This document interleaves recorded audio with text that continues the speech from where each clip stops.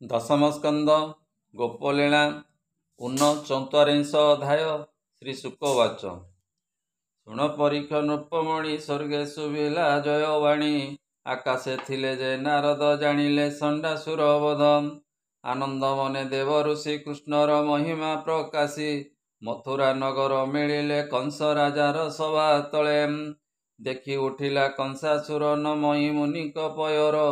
ଆନନ୍ଦେ ଶିରେ କର ଦେଇ ଆସନେ ବସାଇଲା ନେଇ। ଆନନ୍ଦେ ଭୋଜ ବଂଶ ରାଜା ମୁନି ଚରଣେ କଲା ପୂଜା। କୁଶଳ ବାର୍ତ୍ତାକୁ ପଚାରି ବିଶ୍ୱାସ କରି ପାଦ ଧରି। କଂସର ଭକ୍ତିରେ ନାରଦ କହନ୍ତି ପାଇ ମନେ ଖେଦ। ତୁ ରାଜ ମୋହର ବିଶ୍ୱାସ ଏଳେ ହୋଇବୁ ପ୍ରାଣେ ନାଶ। ତୋତେ ମୋହରି ଚିତ୍ତେ ଦୟା ପୂର୍ବେ ମୁଁ କହିଗଲି ଯାହା। ଏ ତୁ ରାଜା ନ ଶୁଣିଲୁ କର୍ଣ୍ଣେ ଏବେ ମରିବୁ ଅଳ୍ପ ଦିନେ। ଶୁଣିବ ହୋଇ ମନେ ଦୁଃଖ ମୁଖୁତା ନ ସ୍ଫୁରଇ ବାକ୍ୟ। ଦେବତା ମନେ ତା ବହିରି ତୋର ମରଣେ କୂଟ କରି। ଗୋପେ ଯାଦବ ଅବତାରେ ଦେବକୀ ବସୁଦେବ ଘରେ। ହରିଙ୍କୁ କରାଇଲେ ଜନ୍ମ ଭିଣୋଇ କଲା ଏଡ଼େ କର୍ମ।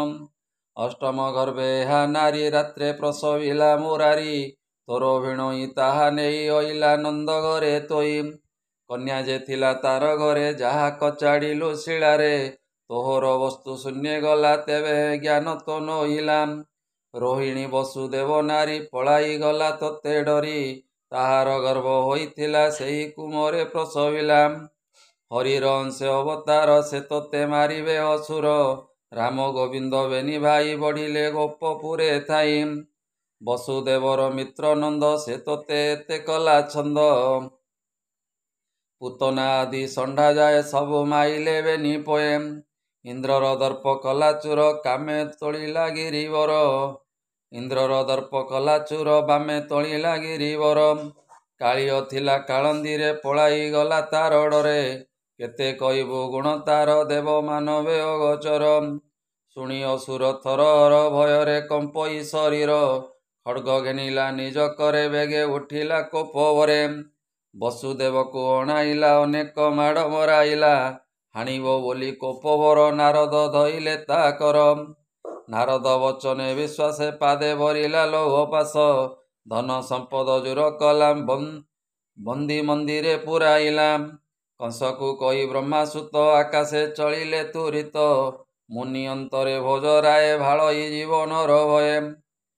ଏ କେଶୀ ଦାନବକୁ ଅଣାଇ କହଇ ବିଶ୍ୱାସ କରାଇ। ତୁମର ଭ୍ରାତ ସୋହଦର ବହନ ଯାଅ ଗୋପପୁର। ବସୁଦେବର ପୁତ୍ର ଦୁଇ ରାମ ଗୋବିନ୍ଦ ବେନି ଭାଇ। ଦୁହିଁକି କର ପ୍ରାଣେ ନାଶ ଦେବୀ ସମ୍ପଦ ଗ୍ରାମ ଦେଶ। ଜୀବନ ରହିବ ମୋହର ହେ ଭ୍ରାତ ବିଳମ୍ବ ନ କର। କଂସର ଆଜ୍ଞା ଘେନି ଶିରେ କେଶୀ ମିଳିଲା ଗୋପପୁରେ।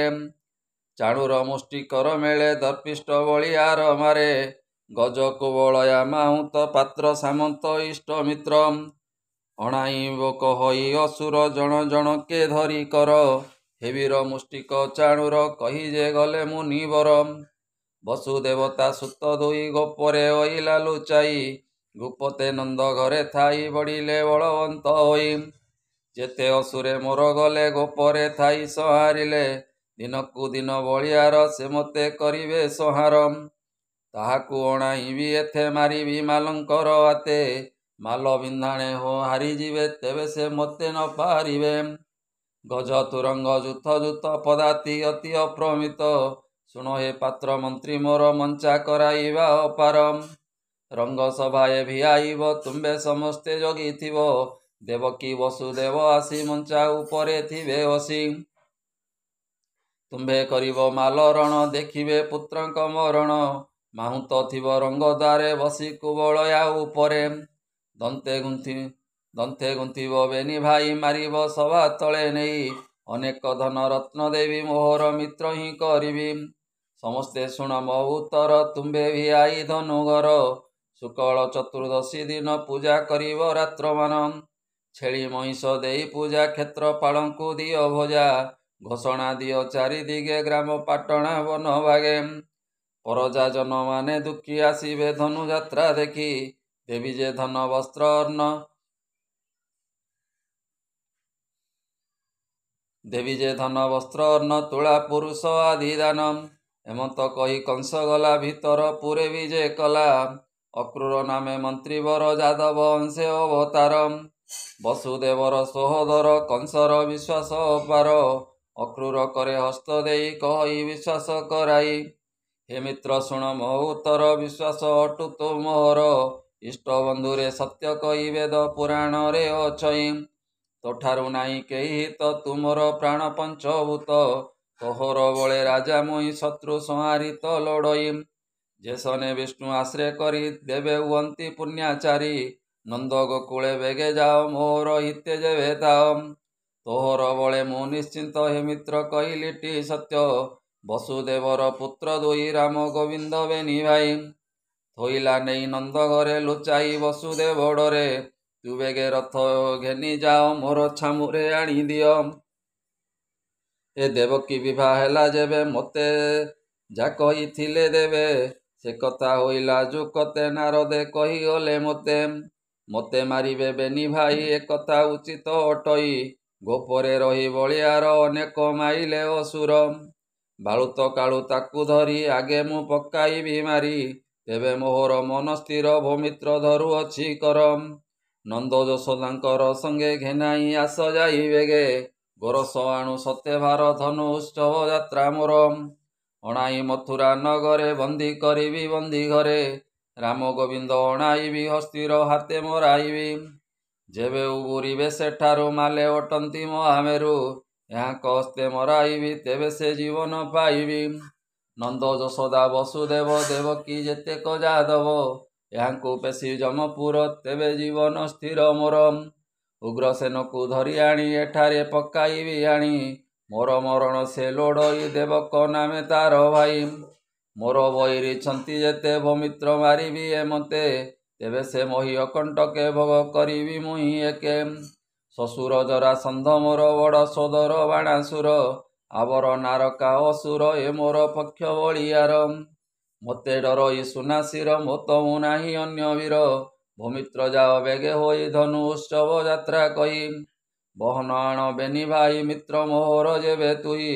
ହେମନ୍ତ କଂସ ବୋଲ ଶୁଣି ଅକ୍ରୂର ମନେ ମନେ ଗୁଣି। ବୋଲନ୍ତି ଶୁଣ ନରନାଥ ଏକଥା ତୋହର ଉଚିତ। ରିପୁକୁ ବୁଦ୍ଧି ବଳେ ମାରି ତେବେ ଜୀବନ ସୁଖେ ଧରି। କହଇ ଶୁଣ ନୃପବର ବିଧାତା ବଳ ବଳିଆର। ଯେ ଯାହା କର୍ମ ଫଳ ବଳେ ଶୁଭ ଅଶୁଭ ତାକୁ ମିଳେ। ମଞ୍ଚେ ମାନବ ଦେହ ବହି ଲାଭ ଲାଭ ନ ଜାଣଇ। ଯେ ଯାହା ପୂର୍ବେ ଥାଇ କରି ଭୁଞ୍ଜଇ ସେ ଫଳ ଆବରି। ଶୋକ ରସ ବେନି ପତେ ଗମନ୍ତି କର୍ମର ଆୟତେ। ତୋହର ଆଜ୍ଞା ଶିରେ ଘେନି ଭୋ ରାଜା ଯିବି ଏଇ କ୍ଷଣି। ଶୁଣି ହରଷ ଭୋଜପତି ଅକ୍ରୂରରେ କଲା ମିତ୍ରମତି। କଂସ ପଶିଲା ନିଜ ପୁର ଅକ୍ରୂର ହୋଇଲା ବାହାର। ପଥେ ସେ ବିଚାରଇ ମନେ କୃଷ୍ଣକୁ ଦେଖିବି କେଶନେ। ସତେ କି ଦେଖିବି ଶ୍ରୀମୁଖ ଖଣ୍ଡିବି କୋଟି ଜନ୍ମ ଦୁଃଖ। ମିଳିଲା ନିଜ ଘରେ ଯାଇ ଗୋବିନ୍ଦ ପାଦେ ଚିତ୍ତ ଦେଇ। ସେ ରଥ ପଛେ ପଛେ ଧୀରେ ମନ ମୋର ହୁ ନିରନ୍ତରେ। ସୁଜନେ ଆସ ସଙ୍ଗତର ହରି ଯେ ଦୁଃଖୀର ସୋଦର। କୃଷ୍ଣ ଦେଖିବ ବେନି ଡୋଳେ ଛାଡ଼ିବ ଭବ ଭୟ ହେଳେ। ଅକ୍ରୂର ରଥେ ମନ ଦିଅ ସଂସାରେ ଜନେ ଦୁଃଖୀ ନୁହ। କହଇ ଦାସ ଜଗନ୍ନାଥ ଅକ୍ରୂର ସଜ କଲା ରଥ। ଇତି ଶ୍ରୀମଦ୍ଭାଗବତେ ମହାପୁରାଣେ ପାରମହଂସ୍ୟାଂ ସହିତାଂ 82 ଦଶମ ସ୍କନ୍ଧେ ଅକ୍ରୂର ଗୋପପୁର ଗମନ ଉଦ୍ୟମେ ନାମ ऊनचतुरांश अध्याय। बोलानंदे कवार हरि हरि बोल।